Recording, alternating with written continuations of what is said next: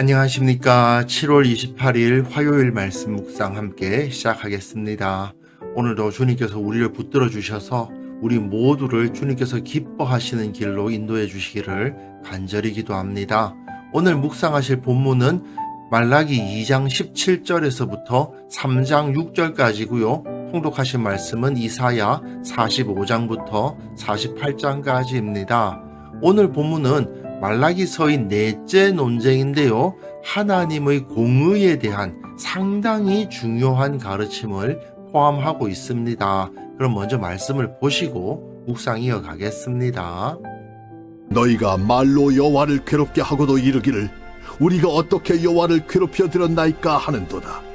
이는 너희가 말하기를 모든 악을 행하는 자는 여호와의 눈에 좋게 보이며 그에게 기쁨이 된다 하며 또 말하기를 정의의 하나님이 어디 계시냐 함이니라. 만군의 여호와가 이르노라. 보라, 내가 내 사자를 보내리니 그가 내 앞에서 길을 준비할 것이요 또 너희가 구하는 바 주가 갑자기 그의 성전에 임하시리니 곧 너희가 사모하는 바 언약의 사자가 임하실 것이라. 그가 임하시는 날을 누가 능히 당하며 그가 나타나는 때에 누가 능히 서리요.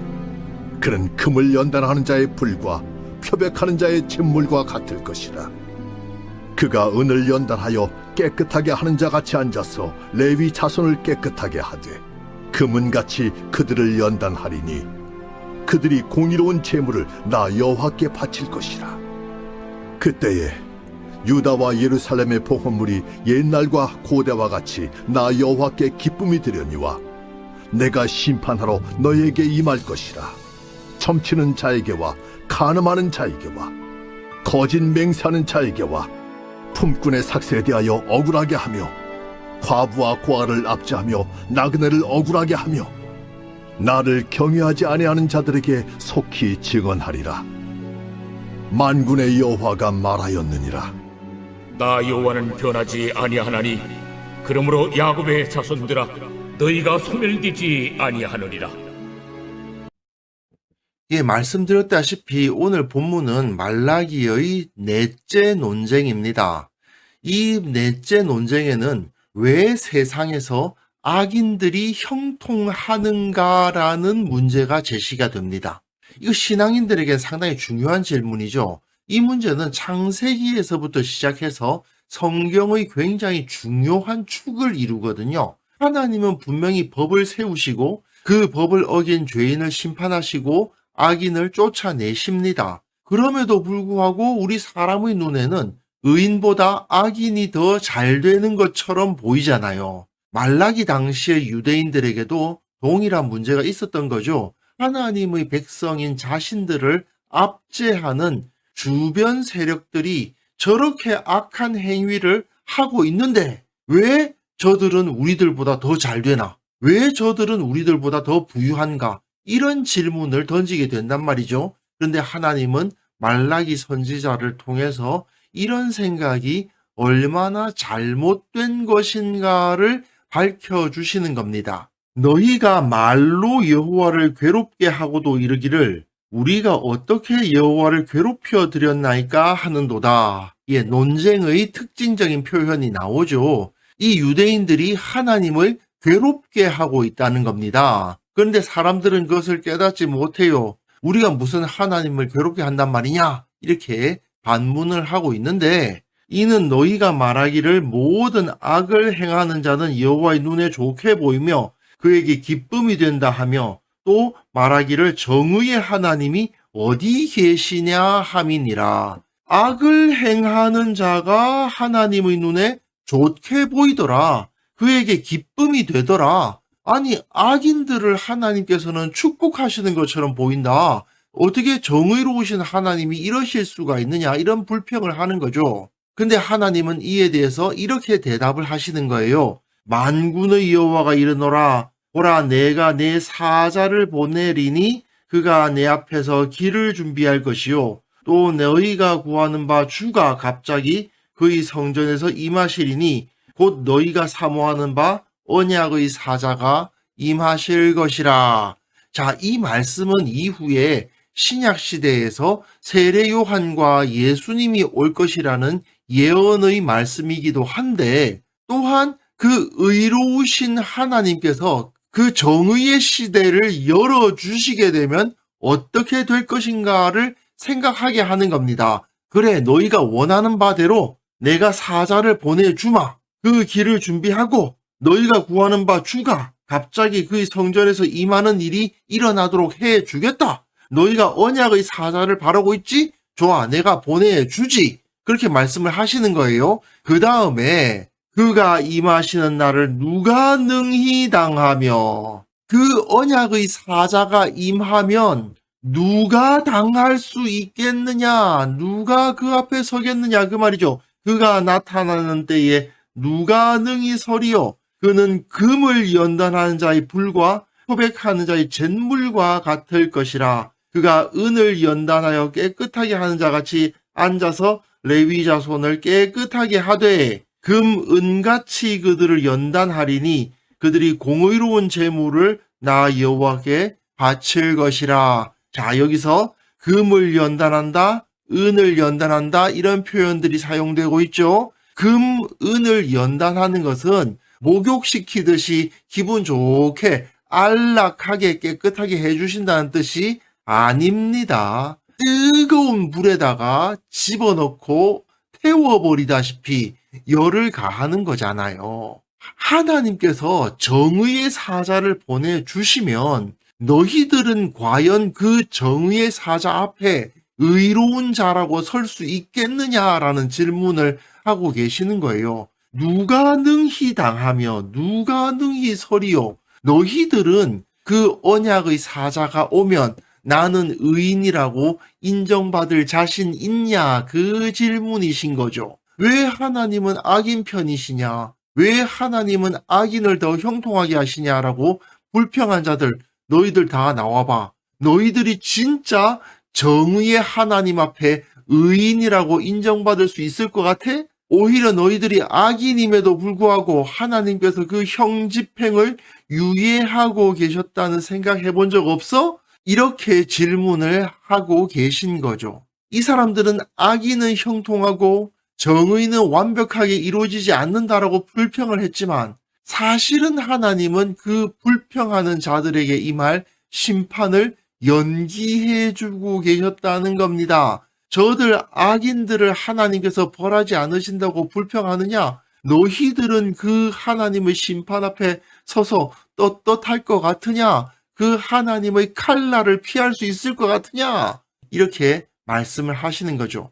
하나님 앞에서 정의를 부르짖고 왜 당장 심판하지 않으십니까? 이런 말 하려면 자기는 죄가 없어야 할 수 있는 거죠. 그렇지 않으면 자기 목도 날아가는 겁니다. 그걸 깨닫지 못하고 너희들이 지금 하나님께서 왜 이러시냐, 왜 하나님이 악인들을 돌보아 주시느냐, 이렇게 불평을 해오고 있는 거 아니냐, 그 말씀인 거죠. 그렇게 너희들이 금을 연단하고 은을 연단하는 것과 같은 하나님의 불과 같은 심판을 당하고 나서야 공의로운 제물을 나 여호와께 바칠 수 있을 것이다. 너희들이 정말 공의로운 제물을 바칠 수 있을 만큼 의롭다고 인정받으려면 금과 은을 연단하는 것과 같은 불시험을 당해야 될 터인데, 그 불로 죗값을 다 치러야 될 터인데 준비되어 있냐?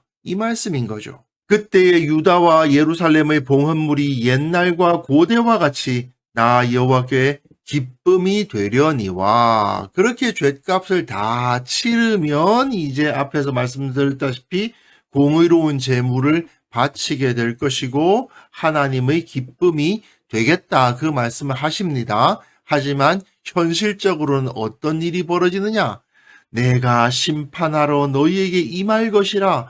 너희에게 하나님은 심판주로 오신다는 겁니다. 점치는 자, 간음하는 자, 거짓 맹세하는 자, 품꾼의 삭세 대하여 억울하게 하며 과부와 고아를 압제하며 나그네를 억울하게 하며 나를 경외하지 아니하는 자들에게 속히 증언하리라. 여기서 증언한다는 말은 이 사람이 이러이러한 죄를 지었습니다라고 고발한다는 의미거든요.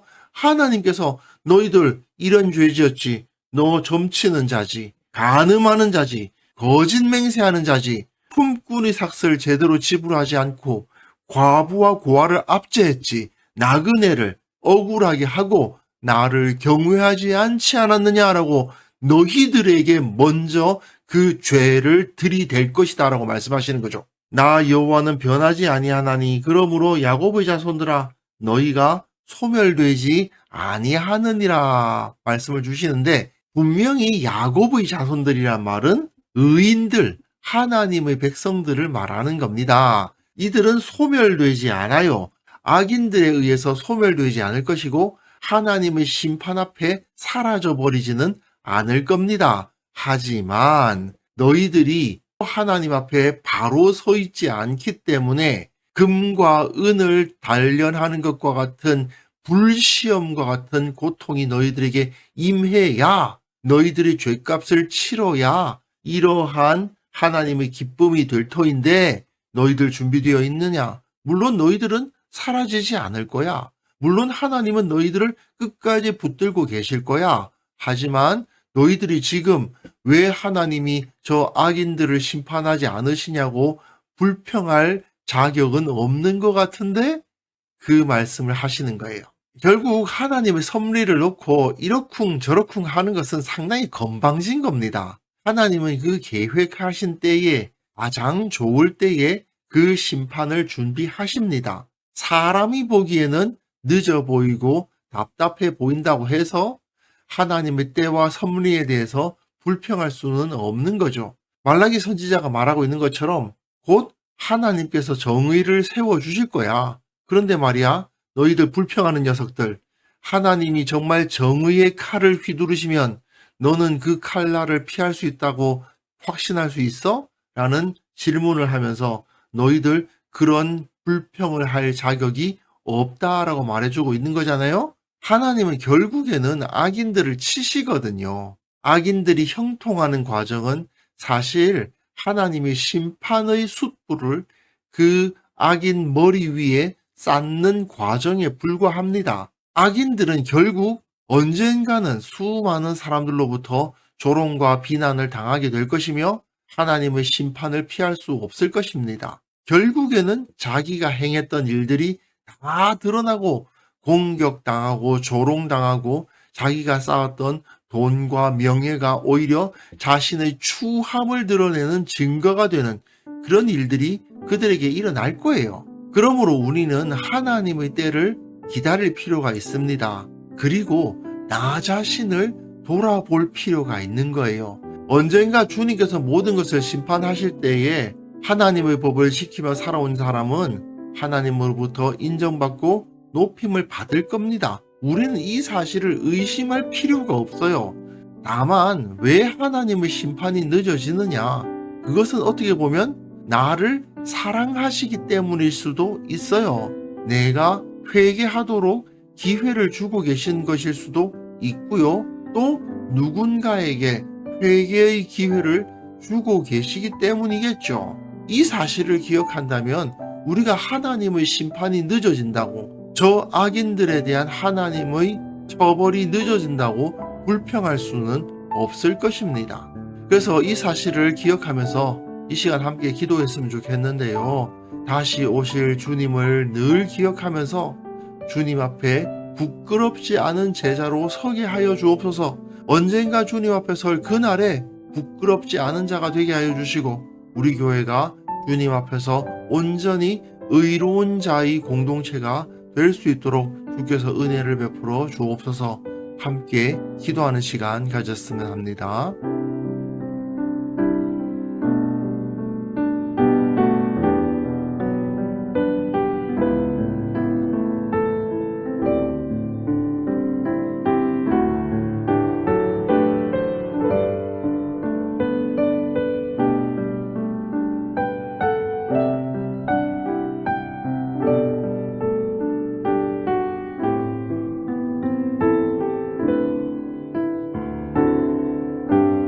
하나님 아버지, 다시 오실 주님, 심판주로 오실 주님을 기억하게 하시고 주님 앞에 부끄럽지 않은 자로서 설 수 있도록 우리의 모든 삶을 지켜 보호하여 주옵소서.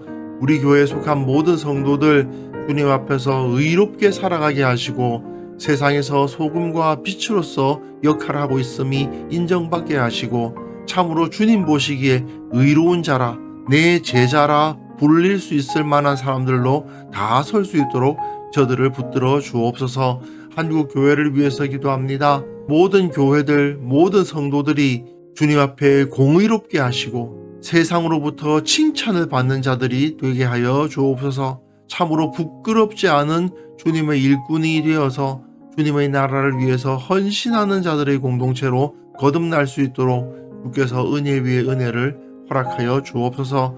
주님, 오늘 우리가 살아가는 그 모든 삶 가운데 다른 사람들을 비판하거나 다른 사람들에게 손가락질을 하기 전에 나 자신을 돌아볼 줄 아는 지혜를 갖게 도와주시고 주님 앞에 의롭게 서기 위해 최선을 다하는 자들 될 수 있도록 주께서 우리의 마음을 붙들어 주옵소서.